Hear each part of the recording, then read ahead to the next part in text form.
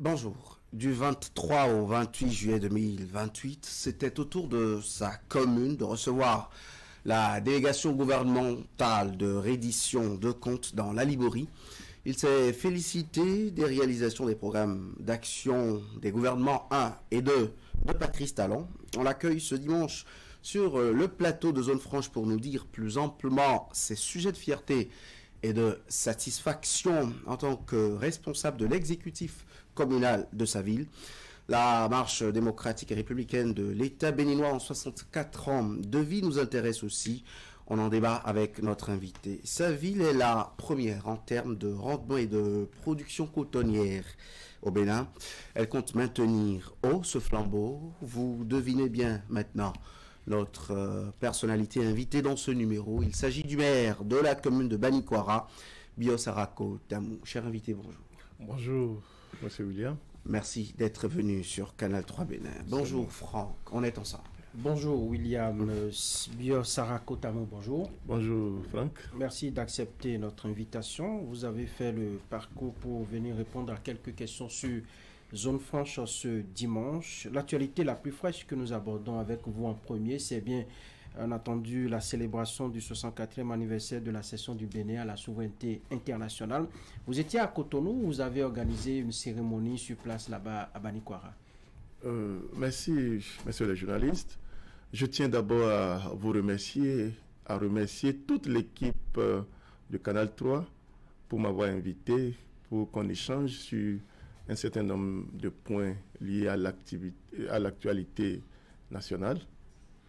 Pour revenir sur votre question, je dirais que Banikwara a célébré la fête de l'indépendance à Banikwara. Donc le maire a célébré la fête à Banikwara avec les élus et les forces vives de la commune de Banikwara. Il y avait quoi au menu? Dites-nous un peu comment ça s'est passé à la traditionnelle, où vous y avez mis un peu de particularité cette année. Oui, cette année, l'organisation a été faite dans la sobriété. Nous avions simplement fait le dépôt de Geb. Après, on a fait un défilé civil. Et il y a eu, au cours de cette cérémonie, un certain nombre de citoyens de la commune de Banikwara qui ont été distingués, qui ont eu une attestation de reconnaissance de la part du conseil communal pour les loyaux services rendus à la commune de Banikwara. Donc, après cela, il y a eu, comme d'habitude, il y a eu des réjouissances. Après ça, il y a eu des matchs de football pour clôturer la cérémonie. Finalement, ce n'est plus sobre. Vous avez déroulé totalement un agenda. C'est dans la sobriété pour nous. Pourquoi? Parce que de par le passé, on avait l'habitude d'organiser la fête de 1er août de façon tournante. Et c'était la deuxième fête dans la commune de Banikwara après la Gani. Et ça mobilisait beaucoup plus d'acteurs, les artisans, les producteurs, toute la population était mobilisée avec les chefs des services déconcentrés, avec en même temps le défilé militaire, parce qu'il y a le groupement des sapeurs-pompiers, il y a également les policiers, il y a les douaniers, il y a les forestiers. Donc, la fête était plus grandiose que ça dans la commune de Banikwara. Mais cette année, nous l'avons fait dans la sobriété et ça s'est bien passé. Cette option pour principalement le fait que la commune de Banikwara est en deuil. Est en deuil car Sa Majesté Nansonon 21 a rejoint les ancêtres. Donc, il nous a été recommandé par les dignitaires de faire toute activité dans la sobriété pour un temps. C'est pour cela, dans le royaume du Nantem, les activités pour une période donnée se feront dans la sobriété. Parce que nous devons concilier tradition et également le fonctionnement de l'administration et la modernité. Mais la tradition reste encore très ancrée dans ces milieux-là. Naturellement. Oui, oui, c'est ça. La tradition est vraiment ancrée et nous respectons notre tradition. Nous avons l'obligation de faire la promotion de notre tradition pour que les générations futures comprennent et donnent plus de visibilité à cette tradition-là. Alors, Bio Sarakotamou, faisons un peu bilan. En 64 ans, pour vous, quel a été le chemin parcouru? Qu'est-ce que vous notez de bon, de moins bon et des choses à améliorer dans dans la marche que nous avons faite jusque-là? Oui, cela fait 64 ans que notre pays a cédé à la souveraineté nationale et internationale. 64 ans, c'est beaucoup. Et pendant les 64 ans, beaucoup de bonnes choses ont été faites.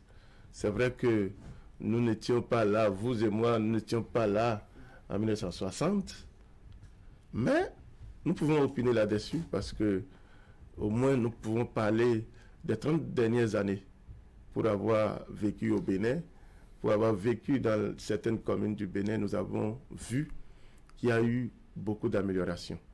Je peux dire que les différents gouvernants au sommet de l'État ont fait de leur mieux pour faire avancer le Bénin. Le président Kérékou, le président Soglo, le président Kérékou, le président Yahi Boni et maintenant le président Patrice Talon. Je dirais que la vitesse du progrès du Bénin s'est quadruplée avec le président Patrice Talon. Et vous le mesurez à quel point? Oui, oui, parce que vous voyez, sur un certain nombre, je dis que les progrès s'additionnent, hein, parce que c'est un processus, le développement. Le développement est un processus, les progrès s'additionnent. C'est comme une chaîne, ça se lie. Mais le progrès a été plus accru au niveau de la gouvernance du président Patrice Talon. Mais de façon générale, pour moi, 64 ans d'indépendance, le Bénin a avancé, le Bénin a fait des progrès et le Bénin avance. Quand je prends domaine par domaine, hein, je prends le secteur routier. Je sais qu'en 1960, il n'y avait pas plus de... Il y avait moins de mètres linéaires bitumés qu'aujourd'hui. Je sais que ces dernières années, entre 2016 et aujourd'hui, il y a eu beaucoup de kilomètres de nos routes qui ont été bitumés. Je sais aussi dans le domaine de l'éducation. En 1960, au Bénin, il y avait combien d'écoles? En tout cas, dans ma commune à Banikwara, il y avait à peine 2 écoles. L'école du canton de Gomparou et l'école des sœurs catholiques en 1960. Les priorités n'étaient peut-être pas les... Aujourd'hui, nous avons 228 écoles primaires et maternelles à Banikwara. Ça veut dire que en 64 ans, ça a évolué. En 64 ans, partout dans le Bénin, nous avons des hôpitaux aujourd'hui. Des hôpitaux avec des plateaux techniques appréciables. Je sais, dans les années 60, il n'y avait pas d'hôpitaux partout. En tout cas, il n'y en avait pas à Banikwara. Je sais que dans les années 60, il n'y avait pas le chic. Aujourd'hui, nous avons... Si en 1960, il n'y avait pas du tout d'hôpitaux, les parents allaient se soigner. Non, ça je n'étais pas là. Donc, je ne peux pas en parler.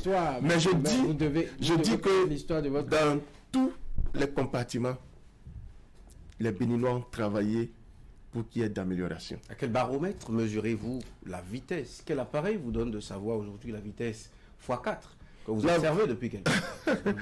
Oui, c'est un baromètre personnel. C'est plus que 4? C'est peut-être plus que 4. Mais moi, j'estime que c'est à 4. C'est le baromètre qui me permet de le dire, c'est ce que je vois. C'est ce que je vois. Vous voyez quoi? Non, je vois rien. Oui, vous ne voyez pas. Oui, c'est peut-être vous ne voulez pas voir. Si vous voulez voir, vous allez voir. Je prends par exemple du doigt. Oui. Je parle par exemple du secteur routier que j'avais pris comme exemple. 60 ans sont passés. Jusqu'à 63, 64. il y a certaines localités du Bénin, c'est après 64 ans d'indépendance, voire 65 ans, que ces populations verront pour la première fois le goudron, pour la première fois le bitume. Les 2 capés, aujourd'hui, sont en train de voir le bitume grâce à cette gouvernance, grâce à la gouvernance du président Patrice Talon. À Kalalé, on ne dira pas la même chose. À Perelé, on ne dira pas la même chose. Non, à Kalalé, on dira la même chose parce que le bitumage de la route Niki-Kalalé est en train de démarrer sous le régime du président Patrice Talon. Donc ça veut dire que Kalalé, les populations de Kalalé ont passé 64 ans sans avoir ce qu'on appelle le goudron.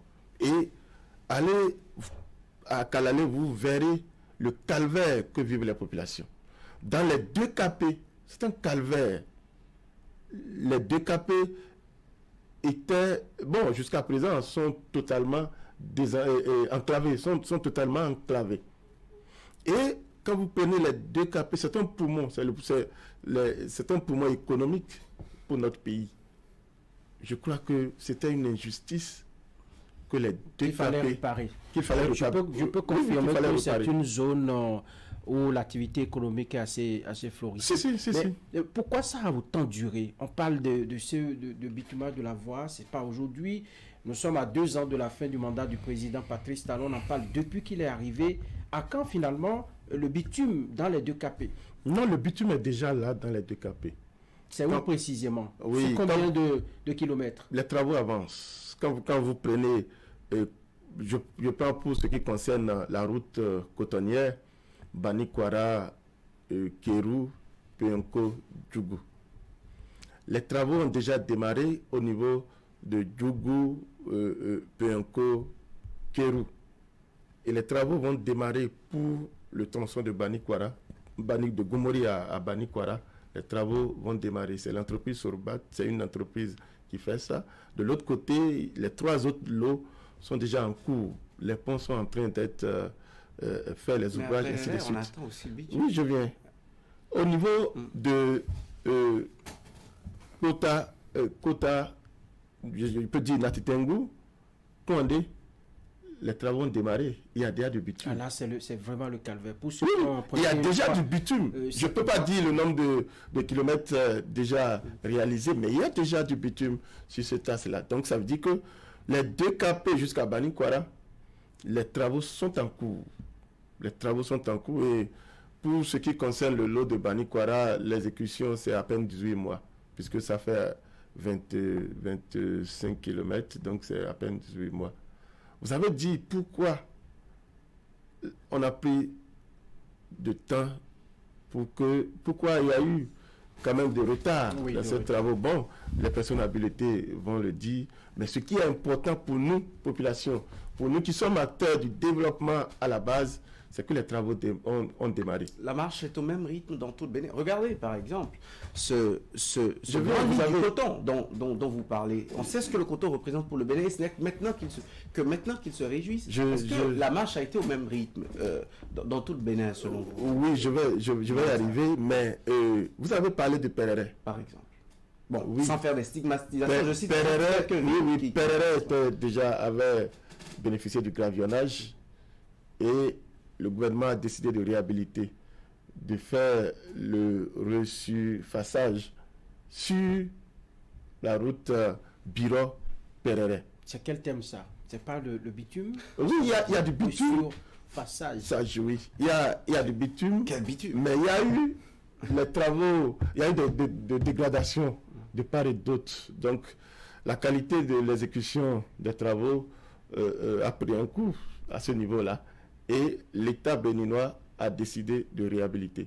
Comme l'État est en train de le faire pour la route Ndali, Niki et Chikando. Donc, vous connaissez qu'il y a au niveau de certains axes routiers, les travaux de bitumage ont été entre griffes, mal exécutés. Et aujourd'hui, le gouvernement est en train de reprendre ces travaux-là avec une très grande qualité et avec un grand confort au niveau de ces axes. Donc, Pourquoi maintenant la route cotonnière? Bon, ça c'est au gouverneur, au plus haut sommet, de répondre à cette préoccupation. Mais pour nous, mieux vaut tard que jamais. Mieux vaut tard que jamais. Les zones cotonnières étaient totalement enclavées. Le gouvernement du président Patrice Talon est en train de les désenclaver, est en train d'améliorer les conditions de vie de ces populations-là à travers le développement de la route. Parce que, comme le dirait l'autre, la route du développement passe par le développement de la route. On va en parler, Franck, si vous le permettez, de cette tournée de réédition. Mais avant, j'ai une question. Vous permettez? Oui. Il y a une opinion que les gens se font de plus en plus. On dit que les producteurs de coton ne profitent pas de leur profession, du travail qu'ils abattent. Vous êtes d'une commune qui produit assez de coton. Qu'est-ce qu'il en est réellement? Oui, vous posez la problématique de la production du coton au Bénin. Est-ce que le coton est rentable pour le cotonculteur? Voilà. Est-ce que le coton est rentable pour la commune? Est-ce qu'il vit de son job? Oui. Je dirais que le cotonculteur, le producteur sérieux, vit de son job. Le coton est une spéculation agricole qui est la locomotive de toutes les autres spéculations. Les agriculteurs qui font le coton font également du maïs, font également du sorgho, font également du soja dans une moindre mesure. Et c'est le coton qui draine toutes les autres cultures. Le producteur sérieux qui suit les itinéraires techniques et qui utilise les intrants agricoles suivant les prescriptions des conseillers agricoles s'en sort toujours gagnant. Gagnant dans quelle proportion? Gagnant dans quelle proportion? Bon, nous n'avons pas fait une étude sur le compte d'exploitation, mais les producteurs s'en sortent toujours. Parmi eux, il y a des producteurs indélicats qui bradent les intrants. Pour un hectare, ils prennent un certain nombre d'engrais, un certain nombre d'insecticides et les bradent, les vendent à des prix dérisoires.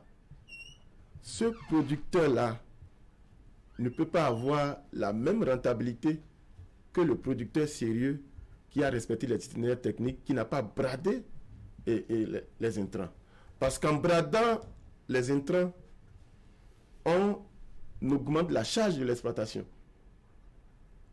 On augmente la charge de l'exploitation et cela réduit le bénéfice du producteur. Est-ce qu'il n'y a pas d'autres acteurs de la chaîne du coton qui en profitent mieux que celui qui transpire dans les champs? Oui, tous les acteurs de la filière coton trouvent leur compte. Le producteur sérieux trouve son compte. La commune également trouve son compte. L'État béninois trouve son compte. Les distributeurs d'intrants et les économes également trouvent leur compte. Donc, c'est une production importante et c'est une filière très bien organisée. C'est d'ailleurs même la seule filière agricole la mieux organisée au Bénin. Oui, par rapport à votre question, je dirais que les producteurs trouvent leur compte, la production du coton est rentable. Certes, mais la production du coton également, il y a certaines insuffisances. Lesquelles? Ça cause certains dégâts, comme par exemple au niveau de l'environnement. Oui. On ne peut pas dire que ça ne dégage pas l'environnement. Non, ça dégage l'environnement. Ça appauvrit les sols. Oui, oui, ça appauvrit les sols parce que le cotonnier est un plant qui n'aime pas l'ombre. Donc, il faut détruire les arbres, il faut déforester. Donc, ça a des inconvénients sur l'environnement, c'est vrai. Parce que aucune œuvre humaine ne reste, c'est-à-dire toute œuvre ou bien toute action a des avantages et des inconvénients. Voilà quelques inconvénients. Mais La production en elle-même, pour la commune de Banikwara, telle que vous l'avez demandé, je dirais que c'est la production du coton qui fait que la commune de Banikwara fait partie aujourd'hui des communes émergentes au Bénin. Parce que grâce à cette production, aujourd'hui, dans plusieurs secteurs, la commune a une certaine autonomie, et la commune agit pour le développement des fils et des filles. Vous voulez dire que cela compte pour la mobilisation des cela ressources compte propres? Non seulement pour la mobilisation des ressources propres de la commune, mais pour le développement intégral de la commune, le développement global de la commune de Banikwara. Je vais vous citer quelques exemples. Grâce à la production du coton, aujourd'hui, Banikwara a depuis plusieurs années une cité universitaire à Calavi. Nous sommes en train de construire une autre cité universitaire à Parakou pour héberger les étudiants, les fils et filles des cotonculteurs. Tout ça grâce à ce que vous... Tout ça grâce au coton. Grâce au coton aujourd'hui, nous avons dans la commune de Banikwara 13 CG, 13 collèges d'enseignement général. Dans ces 13 collèges, nous avons fait une étude. Il y a 233 salles. 233 salles de cours. Dans ces 233 salles, tenez-vous tranquille, l'État béninois n'a construit que 18 salles. Je dis 233 salles, l'État béninois n'a construit que 18 salles. Tout le reste a été construit par les cotonculteurs, par les coopératives villageoises de producteurs de coton. Et vous allez voir au niveau des 13 collèges, plus de 10 collèges ont été entièrement clôturés. Le logement du directeur construit et le bloc administratif construit. Tout cela grâce au coton. À Banikwara aujourd'hui, nous avons 36 formations sanitaires. Dans ces 36, plus d'une vingtaine de formations sanitaires de centres de santé sont construites par les cotonculteurs. Et c'est eux qui recrutent et c'est eux qui payent certains agents de santé, ainsi de suite. C'est pour vous dire que le coton contribue au développement de la commune de Banikwara énormément. S'il n'y avait pas le coton, au regard de la faiblesse de l'intervention de l'État depuis des années dans la commune de Banikwara. Faiblesse due à quoi? On ne serait pas là. Géographique de Banikwara dans on ne serait pas là. Mais donc, je dis que c'est un effort que les populations de Banikwara, que les agriculteurs font pour d'abord le développement de leur propre commune. J'ajoute que nous avions octroyé des bourses de formation au niveau du BAPES, au niveau du CAPES, à des jeunes de Banikwara en mathématiques, en sciences physiques et en français. Au-delà de ça, l'année dernière, nous avons un projet qui est en cours où nous avions octroyé 36 bourses, 20 pour le master et 16 pour la licence. La licence et le master dans des domaines pointus que nous n'avons pas. Par exemple, dans le domaine du numérique, dans le domaine de l'électronique, dans le domaine du génie civil, dans le domaine des statistiques économiques et sectorielles, dans plusieurs domaines. Ces jeunes sont en train d'être formés. Ça, c'est grâce au coton. Et ça, ce sont les efforts personnels des cotonculteurs. Alors, dans le budget communal, quelle est la part qu'apporte le coton? Le coton apporte 80% des ressources propres de la mairie de Banikwara. Mais avec ça, quelles sont aujourd'hui enfin, malgré cette contribution, Banikwara a encore des difficultés certainement. Oui. Quelles sont ces difficultés? Malgré ces contributions, la population traverse beaucoup de difficultés. Nous avons beaucoup il y a beaucoup de difficultés, il y a des problèmes de développement dans la commune. Parlez-nous. Des problèmes que la commune ne peut pas elle-même résoudre. Et c'est là que le sentiment général des populations de Bani Kwara, c'est un sentiment, je dirais, d'injustice. C'est notre sentiment général. Pourquoi? Injustice vis-à-vis l'État central, de façon générale. Depuis plus de 3 décennies, je dirais 4 décennies, Bani Kwara, c'est-à-dire vous sentez que vous apportez beaucoup, Bani Kwara a été leader et continue d'être leader de la production cotonnière. En disant même que Bani Kwara est capteur de l'or blanc, je dirais que c'est réducteur. Bani Kwara est la capitale agricole, la capitale agro-pastorale du Bénin. Parce qu'en dehors du coton, où nous sommes leaders dans la production du maïs, c'est la commune de Bani Kwara qui est la première productrice. Dans la production du sorgho, nous venons en tête. Dans la production du riz, oui, paradoxalement, dans la production du riz, Bani Kwara vient en tête au niveau du pôle 2, du pôle agricole 2. Donc c'est pour dire que nous sommes la capitale agricole, la capitale agro-pastorale, parce que également, au niveau de l'élevage, Bani Kwara vient en deuxième position après Kalalé. C'est pour dire que au regard de l'impact de la commune de Bani Kwara, l'impact économique de la commune de Bani Kwara dans la formation, je dirais, de l'économie, dans l'économie nationale, au regard de notre apport dans la construction du PIB, je pense. Qu'auriez-vous souhaité avoir je pense à Bani Kwara pour justice faite? Oui. Je pense que la commune mérite mieux. Et ça fait déjà plus de 40 ans que la commune est leader et la commune contribue énormément à l'économie nationale.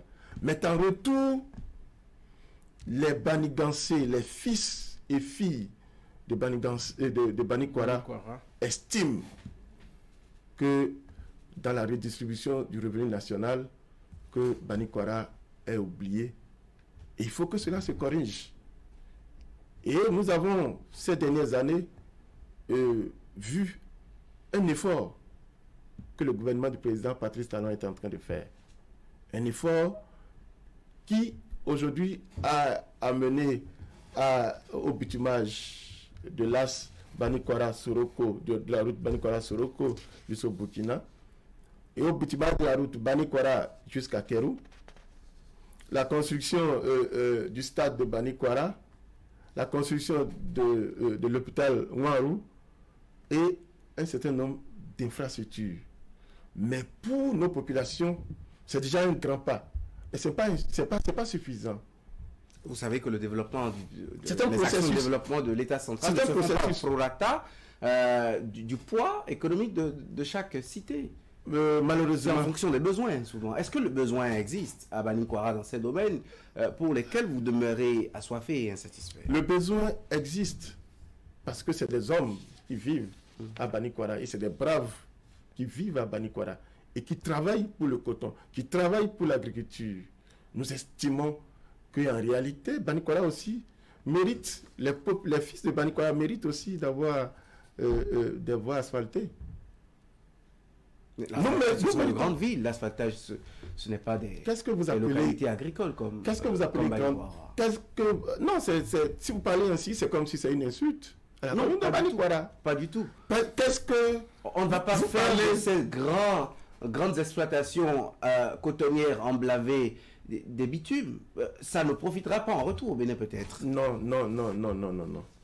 Ce que vous dites, si je vous laisse le dire, c'est que c'est une insulte à la commune de Bani Kwara de dire que nous sommes une commune, parce que nous sommes une commune agricole, on n'a pas droit à l'asphaltage, on n'a pas droit au pavé. Je ne l'ai pas dit non plus. Ah oui. Non, moi, dans la commune de Bani Kwara, nous avons la ville de Bani Kwara, nous avons des chefs-lieux d'arrondissement.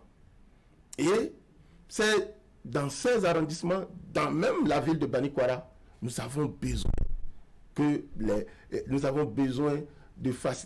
d'avoir une facilité dans la mobilité humaine, dans la mobilité de notre population. Nous avons besoin des voies asphaltées Et je le dis, parce que au moment où au temps du président Boni Yahi, il y a eu plusieurs communes ont vu leur rue assainie. Ils ont fait des pavages. Aujourd'hui, avec le président, et pendant ce temps, la commune de Bani Koara a été oubliée. Aujourd'hui, avec le président Patrice Talon, des villes sont en train d'être asphaltées, des rues sont en train d'être asphaltées. Et nous sentons que Bani Koara est en train également d'être oublié à ce niveau. C'est pourquoi je dis que c'est une préoccupation forte de nos populations de voir aussi les rues de Bani Koara asphaltées, parce que nous le méritons. Est-ce que quand vous regardez de près les villes asphaltées, est-ce que ce ne sont pas de grandes communes, des chefs-lieux de certains départements? Est-ce que Bani Koara peut-être ne bénéficierait pas d'un projet spécifique autre que l'asphaltage pour l'aménagement de ces rues? Au fait, je ne suis pas jaloux de ce que pas du tout. Le gouvernement et le gouvernement de Patrice Talon sont en train de faire pour les communes. Mais nous réclamons la part de la commune de Bani Koara. Nous le réclamons au regard de notre labeur, au regard de notre contribution que nous apportons au développement de Bani Koara. Bien, Sarako Tamo. On va rester à Bani Koara pour éplucher toutes les questions qui concernent cette commune. Parlez-nous maintenant de vos réalisations, vous en tant que maire, pour le compte de ces 7 dernières années, avant qu'on change d'as de discussion. Oui, et il faut que je l'avais posé. William avait dit, très rapidement. Est-ce que Bani Koara n'a pas besoin d'un programme spécial? Oui. Voilà. Et si un programme spécial, il devait en avoir, quels sont, disons, de quoi avez-vous besoin? Nous avons besoin, puisque nous avons fait la tournée gouvernementale, nous avons fait le tour des arrondissements. On va y revenir. On va y revenir. Oui. C'est ça, je laisse la préoccupation. D'accord, on va parler alors des réalisations. Les réalisations, ça fait déjà plus de 8 ans que nous sommes là. Et il y a eu beaucoup de choses qui ont changé dans la commune de Bani Koara. Nous avons travaillé à d'abord faire de notre administration une administration de développement au niveau de la mairie. Et dans la commune de Bani Koara, nous avons démarré la digitalisation avant que cela ne soit considéré comme une politique nationale. Parce que nous avons démarré la numérisation des actes d'état civil. Nous l'avons fait en 2016. Tous les actes d'état civil ont été... avant même l'ANI. Oui, avant l'ANI. On a numérisé, on a digitalisé tout le système. Et ça avait quand même facilité la tâche aux usagers, aux citoyens de la commune de Bani Koara. Nous sommes arrivés à mettre en place une administration qui essayait de travailler pour une meilleure performance de la commune de Bani Koara. Et les performances, nous en avons eu au niveau national. Bani Koara a été... au niveau des différents audits, nous sommes toujours dans les 4 premiers de 2016 jusqu'en 2020. C'est en matière de gestion financière. En matière de gestion financière, en matière de gouvernance, en matière de gouvernance locale, en matière de réalisation d'infrastructures, de la qualité des infrastructures et de l'exploitation, sinon de l'utilité de nos infrastructures, en matière de la reddition des comptes, en matière de redevabilité sociale vis-à-vis de nos citoyens. Dans tous ces compartiments, Bani Koara a excellé. Je voudrais également dire que du fait de cette performance, du fait de la qualité de l'administration en place, nous avions réalisé beaucoup d'infrastructures dans la commune de Bani Koara. Des infrastructures socio-communautaires, des infrastructures adaptées aux besoins, aux aspirations de nos populations. Nous avons fait l'hôtel de ville de la commune de Bani Koara, qui était, je dirais, une exigence de nos populations. Nous avons réalisé... Des populations ou des élus qui voulaient un peu de confort? Non, c'est une exigence de population de Bani Koara, parce que l'homme de Bani Koara aime le beau, l'homme de Bani Koara aime ce qui est bon. Comme tout homme.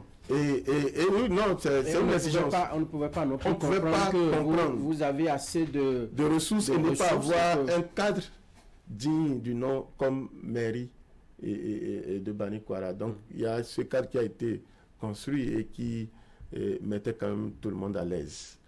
En dehors de ça, il y a eu des bureaux d'arrondissement qui ont été construits.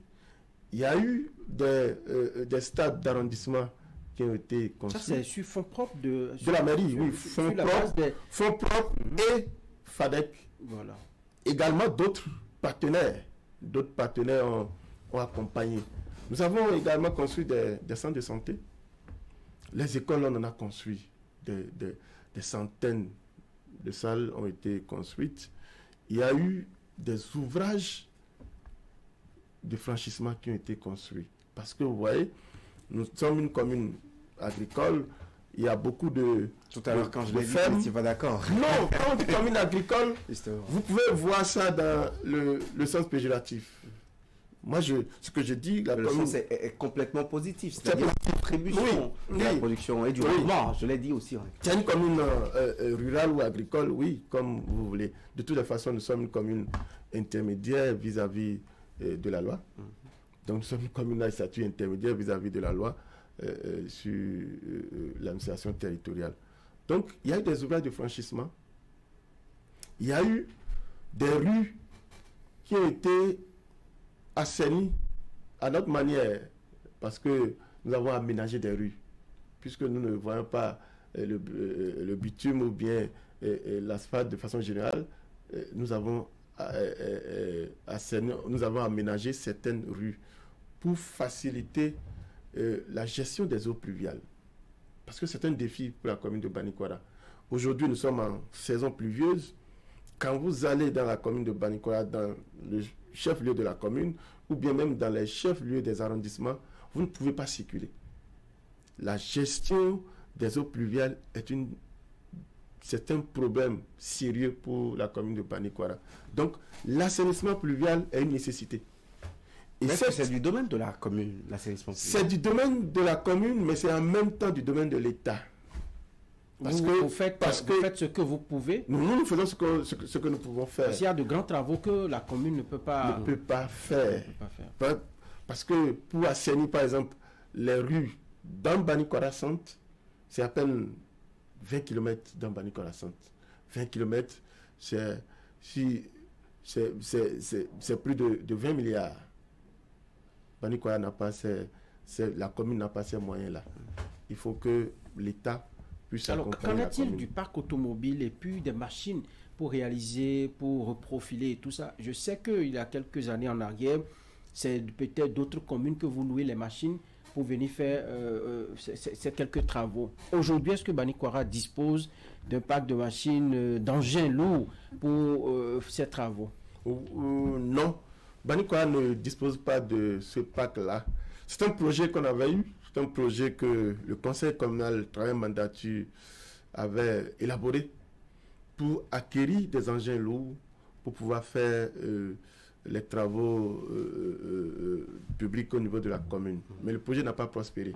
C'était un projet de création de l'agence communale de développement des routes de Banikwara. Vous savez, nous avons la CODER Banikwara qui avait fait beaucoup de prouesses, qui a impulsé le développement de la commune de Banikwara. C'était l'association coopérative pour le développement rural de Banikwara. Nous avons, au niveau de la troisième mandature, dit qu'il nous faut acquérir des infrastructures, qu'il nous faut acquérir des engins, des machines de BTP, des machines de bâtiments de travaux publics, pour que la mairie puisse avoir une aisance dans la construction des routes, dans la réhabilitation, dans l'aménagement des rues. Le projet a avancé, mais à un certain niveau, il y a eu un point de financement. Il y a eu un point de financement parce qu'il fallait... c'était un autre mécanisme de financement du développement qu'il fallait faire, mais au Bénin, ce mécanisme avait connu beaucoup de difficultés dans certaines communes. Et l'État béninois n'a pas voulu que Banikwara s'engage aussi toute seule en tant toute que seule, commune, en tant que commune dans cette dans ce aventure-là. Eh bien, défi à Banikwara aussi, c'est la question sécuritaire. Ah oui. Oui. C'est un défi. Et là, et sur la question sécuritaire, il faut d'abord rendre un hommage aux forces de défense et de sécurité pour les nombreux efforts qu'ils consentent pour la sécurité des populations de Banikwara et pour l'intégrité, pour garder l'intégrité physique et territoriale du Bénin. Banikwara est une commune vulnérable, malheureusement, en matière de sécurité, à cause principalement de notre proximité au Burkina Faso. Nous sommes une commune frontalière à la province de Tapua. Et dans cette province de la Tapua, il y a beaucoup de problèmes de sécurité.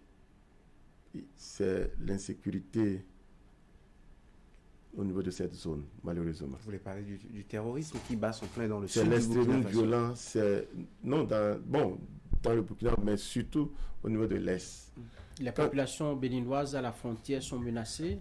Pas les populations béninoises. Je dis au niveau du Bénin, les militaires, les forces armées béninoises sont présentes tout au long de la frontière. Et c'est un travail crucial et pénible qu'ils abattent chaque jour. Il faut qu'on leur rende hommage, qu'on les félicite pour le travail qu'ils font. Il faut qu'on remercie le chef supérieur des armées et le chef d'état-major et tous les cadres militaires qui travaillent dans le cadre des différentes opérations. Pour ce qui nous concerne, dans le cadre de l'opération Mirador, ils font un bon travail. Et c'est pour cela qu'aujourd'hui, aucun centimètre carré du territoire béninois n'est pris par les groupes armés non identifiés.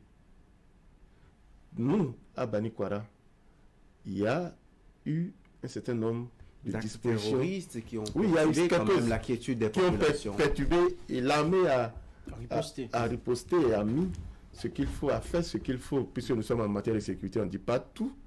Donc l'armée travaille pour la sécurisation de la zone. Et à votre avis, quelles sont les dispositions à long terme qu'il faut prendre pour davantage sécuriser ces zones dont vous parlez? Les dispositions sont déjà même prises. Sécuriser, oui, c'est un problème, mais il faut qu'on trouve une solution pérenne à cette situation.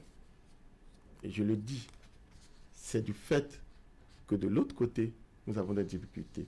Au niveau de la Tapua, dans les communes de Tansarga, les communes de Logobou, les communes de Namouna, les communes de Patiaga, les communes de Tambara, dans ces communes, en réalité, ce sont les groupes armés non identifiés qui ont le contrôle exclusif.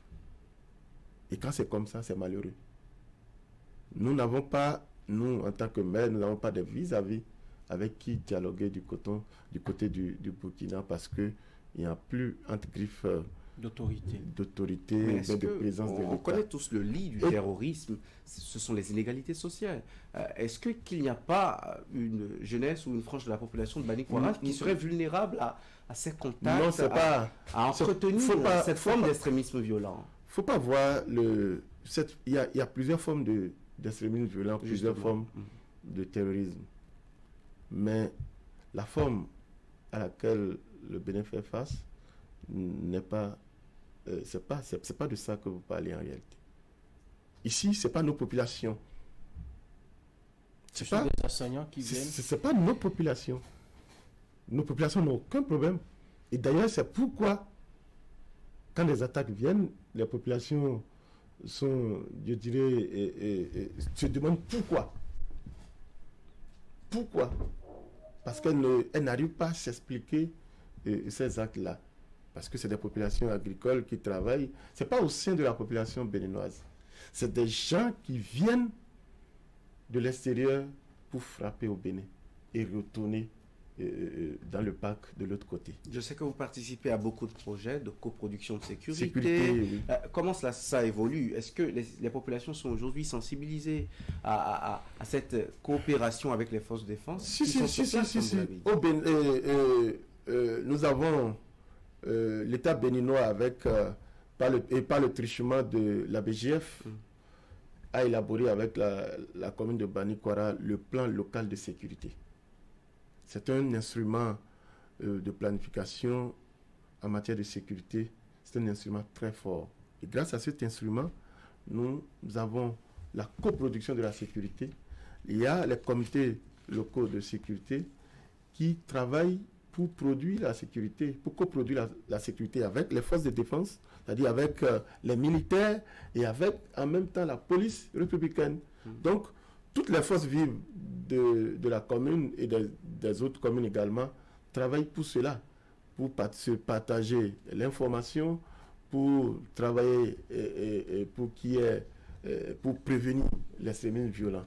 Donc, ça se passe très bien. Et je dirais que le problème auquel nous sommes aujourd'hui confrontés, c'est le problème des déplacés de Burkina.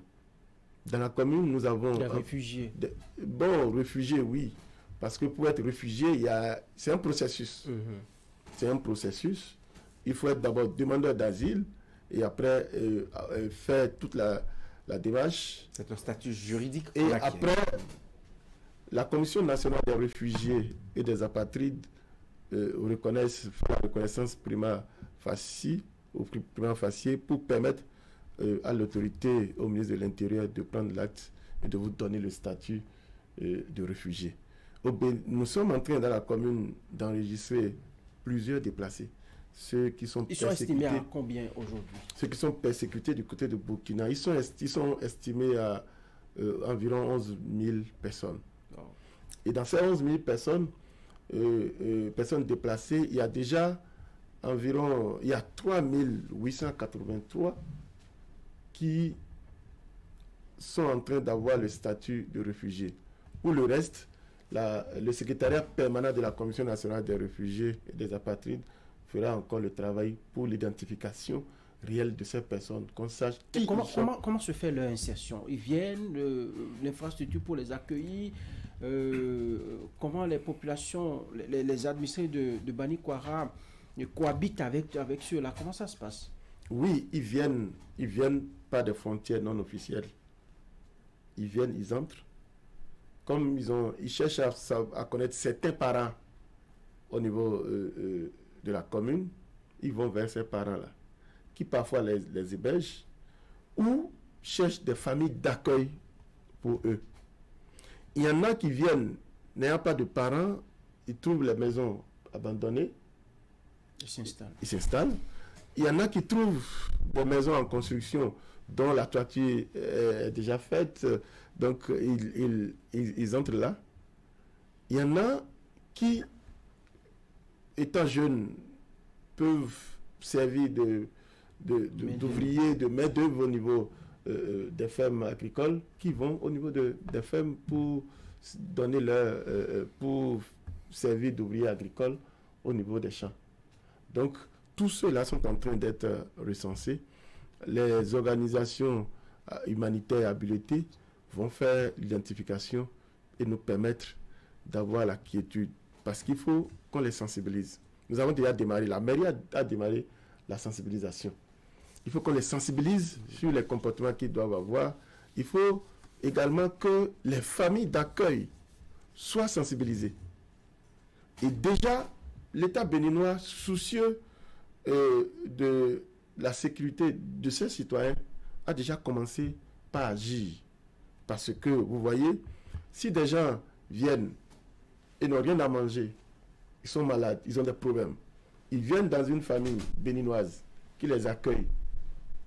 La famille n'avait pas prévu cette situation. Donc, ça agit sur la vulnérabilité de cette famille béninoise. Le nombre de bouches à nourrir, ça agit sur la vulnérabilité. Et c'est un problème. Et c'est pour cela que l'État béninois a commencé par faire des transferts aux chefs de ménage, des transferts monétaires aux chefs de ménage des familles déplacées. Il y a eu une première vague avec l'État béninois, le programme alimentaire mondial, le Haut Commissariat des réfugiés. Il y a eu déjà 3 séances de transfert monétaire. On leur donne 68 000. L'État, on leur donne 68 000 pour pouvoir faire les petits achats et faire quand même vivre sans causer d'énormes problèmes aux familles d'accueil, d'énormes problèmes aux citoyens béninois. C'est un effort humanitaire que l'État béninois et ses partenaires sont en train de faire. Un effort qui a besoin d'être renforcé. D'être renforcé et d'être renforcé surtout. D'être renforcé et d'être pérennisé. Bio Sarako Tamou, les 10 dernières minutes vont nous servir à parler politique. Tournée de reddition de comptes, d'abord échelle communale, ensuite niveau arrondissement. Oui. À Banikwara, comment est-ce que ça se passe? Oui, ça s'est bien passé à Banikwara. Il faut d'abord dire que l'activité de reddition des comptes est un déterminant de la bonne gouvernance. Le président Patrice Talon, le gouvernement a opté pour la bonne gouvernance et en matière de bonne gouvernance, il faut de temps en temps rendre compte de ce que nous sommes en train de faire pour ces populations qui nous ont désignés, qui nous ont élus. Pourquoi vous avez manqué de le faire pendant tout ce temps? En 8 ans, on n'a pas eu véritablement une telle activité. Oui, on n'a pas manqué. On n'a pas manqué parce c'est que un indicateur de c'est un indicateur de bonne gouvernance. Et aussi, c'est le target de tout ce que le président a fait. On a attendu tout le temps. Ça a manqué. Et puis, on a commencé pratiquement par demander cela avant que vous descendiez sur le terrain. Oui, tu sais, vous savez que le président Patrice Talon l'a déjà fait aussi. Une seule fois, je crois. Il est allé dans toutes les communes et par la route. Il faut le préciser toujours. Il était en fin de mandat. Il rendait compte d'un mandat. Maintenant, nous sommes en plein milieu d'un mandat présidentiel. Et après cela, les ministres... une pré-campagne pour nous annoncer qu'il ferait un second mandat. Mais on n'est pas dans le contexte. C'est toi qui le dis. La suite des événements... la suite des événements, les ministres avaient quand même rendu compte à travers vos canaux, à travers la télévision. Les populations veulent voir les ministres veulent voir les dirigeants. À un certain moment, puisqu'il fallait prendre le temps aussi pour travailler, le président Patrice Talon a pris l'option de ne pas faire du populisme. Il a pris l'option de s'enfermer pour travailler pour le bonheur des Béninois et non de faire le one-man show ou bien le mannequin au niveau de nos populations. Ça, c'est une option qu'il a prise. Et c'est à cause de cette option que les ministres, les directeurs généraux ont pris le temps de travailler à mi-parcours, sinon même à 2 ans de la fin du mandat. Il est quand même normal que les ministres, les maires, même les députés descendent au niveau des communes pour montrer, sinon rappeler aux populations ce qui a été fait. C'est un rappel parce que les populations connaissent cela. Nous avons fait cette activité. Vous êtes sûr assez suffisamment? Les populations savent. Il fallait rappeler. Nous avons fait au niveau de toutes les communes. C'est ce qu'elles vous ont dit quand vous êtes allé vers elles. Je vais revenir. Oui. Au niveau de toutes les communes, ça a été fait, le gouvernement l'a fait. Avec les partis politiques qui soutiennent l'action du gouvernement. Ce travail a été fait, ce travail de reddition des comptes. Il fallait encore aller plus en profondeur. Parce que au niveau communal, ce n'était pas tous les citoyens qui ont pu faire les déplacements. Il fallait se rapprocher davantage de ces populations. Et on est allé maintenant au niveau des arrondissements. Dans la commune de Banikwara, on a fait les 10 arrondissements. Les députés étaient là, les maires, un certain nombre de cadres, les ministres. On a fait les 10 arrondissements de Banikwara. Et là, nous avions expliqué ce qui a été fait dans chaque arrondissement. Parce qu'il y a eu des actions dans chaque arrondissement. Les actions qui ont été faites sur le plan national, les actions faites au niveau communal et les actions au niveau local. Toutes ces actions ont été exposées. Et vous voyez, quand vous allez dans certains arrondissements, ce sont les populations, vous finissez de parler, les populations, les gens lèvent le doigt et vous disent, vous avez oublié telle chose qui a été faite dans notre arrondissement qui a été faite. Quelles ont été leurs récriminations parce qu'elles n'ont pas fait que des éloges. En plus de cela, c'était déjà des moments également de faire des doléances. À Banikwara, qu'ont-ils dit? Oui, à Banikwara, je peux dire que au regard de tout ce qui a été dit, nous avons principalement trois grandes doléances vis-à-vis. Nous avons trois grandes doléances quand on résume tout. La première doléance de la population de Banikwara, tous les arrondissements, les 10 arrondissements, la première doléance, c'est le bitumage ou l'aménagement de la route Banikwara-Funungo. Funungo étant le plus gros arrondissement du département de l'Alibori et le plus gros producteur de coton. Ça fait à peine 20 km, mais pour y accéder, c'est un calvaire. C'est un paradoxe. C'est ça. Que vous soyez de l'arrondissement de Gomori, ou bien de l'arrondissement de Soroko, de l'arrondissement de Ouné, de Soroko, de Toura, tout le monde est unanime qu'il faut qu'on bitume la voie de Funungo. Parce que c'est le poumon économique de la commune, c'est un poumon économique de notre pays, Funungo. La deuxième recommandation de nos populations est relative à l'assainissement des rues à Banikwara Centre. C'est l'assainissement des rues à Banikwara Centre. C'est une recommandation forte. Et la troisième, très rapidement. Oui, et la troisième recommandation relative aux intrants agricoles. La population souhaitait que l'État puisse voir dans quelle mesure réduire le prix de ces intrants agricoles et si possible aussi augmenter le prix d'achat du coton graine. Actuellement, nous sommes à 300 000 francs la tonne de coton graine. La population a estimé que le gouvernement, on demandait au gouvernement de faire un effort en augmentant ce prix-là. Bien entendu, après avoir remercié le gouvernement pour les actions de subvention au prix de cession des intrants, parce que le gouvernement a subventionné. Membre de la haute direction politique de l'Union progressiste Renouveau, c'est là qu'on va finir en quelques petits mots. Comment va l'UP, le renouveau à Banikwara? Avec le Mbappé national. Le débat, c'est toujours, ça a changé ou on a remodelé un peu les choses Non, nous restons toujours le Mbappé national, nous restons toujours le Mbappé, nous restons toujours dans notre dynamique et nous devons travailler davantage pour montrer aux uns et aux autres que la jeunesse est capable. La jeunesse est capable du développement. La jeunesse est capable de faire avancer les choses. Je fais partie de cette jeunesse-là et c'est pourquoi on m'appelle Mbappé national. Je voudrais dire que l'UP, le renouveau, se porte bien sur le plan national. Il n'y a pas de raison que ça se porte mal à Banikwara. Nous avons, sous la directive du président du parti et de la haute direction politique, nous avons installé nos instances au niveau local, les structures de base. Nous avons installé les cellules au niveau des villages, nous avons installé les sous-sections au niveau des arrondissements, les sections au niveau communal. Donc nos structures sont là.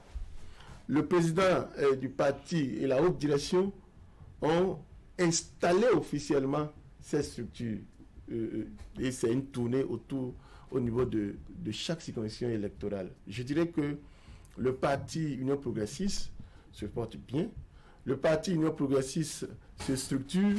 Le parti Union progressiste forme ses militants. Trop de bonnes choses. Beaucoup de bonnes choses. Mais dans la réalité, comment est-ce que ça se passe avec les autres formations politiques, les LD, le BIA, ainsi de suite, dans la commune? Oui, dans la commune de Banikwara, nous sommes en accord de gouvernance avec le bloc républicain. Et cet accord se passe bien entre ces deux formations. Et pour les questions même de développement, à Banikwara, il n'y a ni UP, ni BR, ni LD, ni FCBE. Ah oui? Oui, au niveau du conseil communal de Banikwara, sur les questions de développement, on vote à l'unanimité. Quand c'est pas bon, on rejette. C'est quoi votre secret? Notre secret, c'est de faire en sorte... Notre secret, c'est le fait que nous essayons de faire tout dans la clarté. Et nous essayons d'associer tous les élus, quel que soit leur bord politique, en tenant compte de leurs compétences, et nous essayons de les associer. Donc, à Banikwara, clivage UP, BR, démocrate, FCBE, ça n'existe pas au conseil communal. Si nous sortons de la salle de délibération, chacun travaille pour faire gagner les prochaines élections à sa formation politique. Mais au niveau du conseil, on a un seul objectif, développer la commune de Banikwara. 2026 à Banikwara. Pour terminer, qu'est-ce que ça promet? 2026, ça promet. On va prier d'abord le Tout-Puissant Allah de nous donner la vie pour qu'on voit 2026. Et 2026, les choses vont se passer comme le Seigneur l'aurait souhaité. Et ça va bien se passer. Et les Béninois vont voir que 2026 s'est bien passé et il n'y aura pas de problème.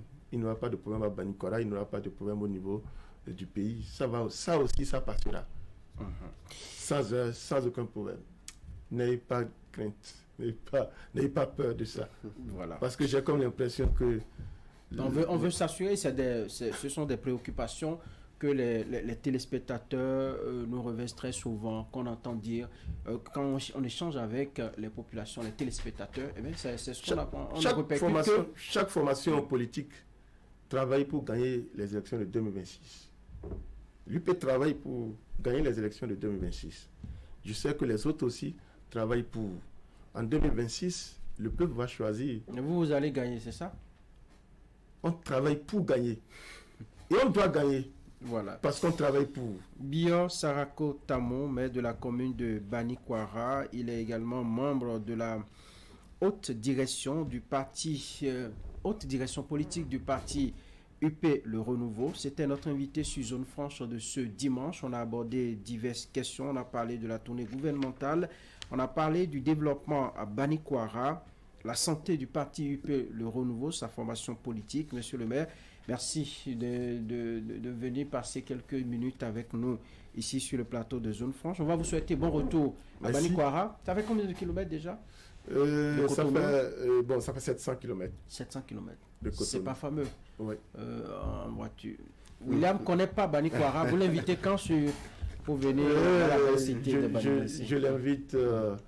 Je l'invite en décembre, du 12 au 15 décembre. Je vous invite pour la cérémonie du roi Nassouno 21. J'y serai avec plaisir. Oui. Merci. Programme pris, rendez-vous pris, mesdames et messieurs. Rendez-vous dimanche prochain pour un autre numéro de Zone Franche. Merci à William également. Pour toute l'équipe de réalisation.